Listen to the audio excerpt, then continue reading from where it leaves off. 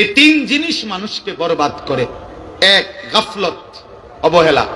সুযোগ আছে, সময় আছে, শরীর আছে, স্বাস্থ্য আছে, যৌবন আছে, সক্ষমতা আছে, কিন্তু কদর করে না।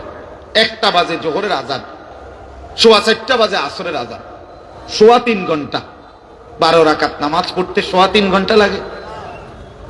তো কেন পড়লেন? কেন পড়লেন? 6:40 মনে করেন ফজরের সূর্য উঠে, 5:20, 5:25, 30 আজান দিয়ে ফেলছে। প্রায় 1 ঘন্টা ফজরের ওয়াক্ত, আজানের পরেও তো ধরে নিলাম এই 1 ঘন্টা 4 রাকাত নামাজ পড়তে কি 1 ঘন্টা লাগে? কেন পড়লেন?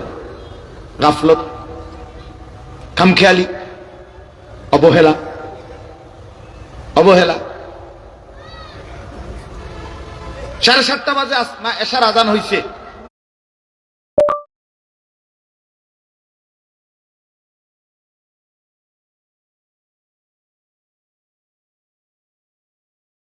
Hey there, how can I help?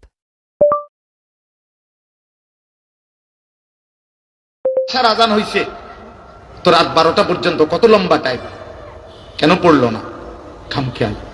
এই জন্য বাপ, গাফলত অনেক বড় অপরাধ, গাফলত অনেক বড় বরবাদি, গাফলত, গাফেল অনেক বড় বদনসিব। যে শরীর, স্বাস্থ্য, যোগ্যতা, সামর্থ্য, সময় সব কিছু থাকার পরেও বঞ্চিত হলো শুধু গাফলতের কারণে। কিসের কারণে বাপ বলেন? গাফলতের কারণে। ভাই তোমরা কষ্ট দিও না, ফারুক বলো, একবার বসতে কও, বল আতিক বসো। তো এই জন্য বললাম কষ্ট, গাফলত থেকে বেঁচে থাকা। কোরআনুল কারীমের মধ্যে আছে, মহান আল্লাহ পাক রব্বুল আলামিন প্রিয় নবী সাল্লাল্লাহু আলাইহি ওয়াসাল্লামকেই বলেছেন, ওয়ালা তাকুম মিনাল গাফিলিন।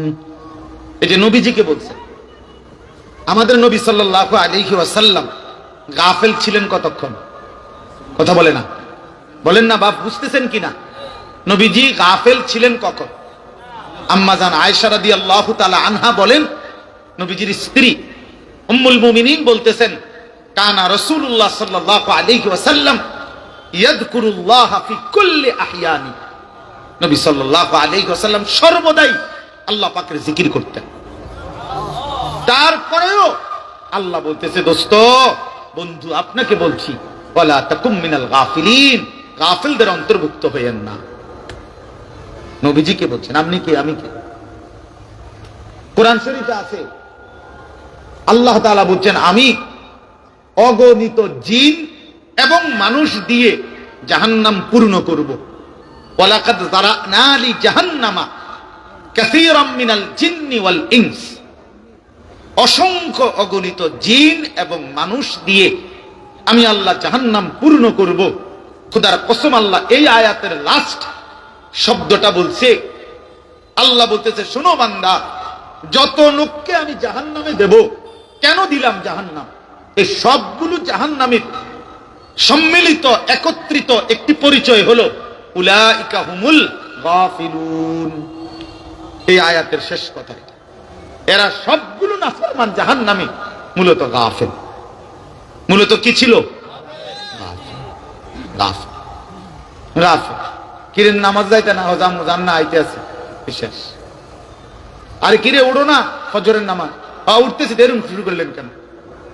যাইবেন না আপনি নামাজ? এই মানে এই খামখেয়ালি, খামখেয়ালি, এই হাসতে হাসতে, মজা করতে করতে, তুচ্ছ তাচ্ছিল্য করতে করতে জিন্দেগি শেষ, জিন্দেগি শেষ।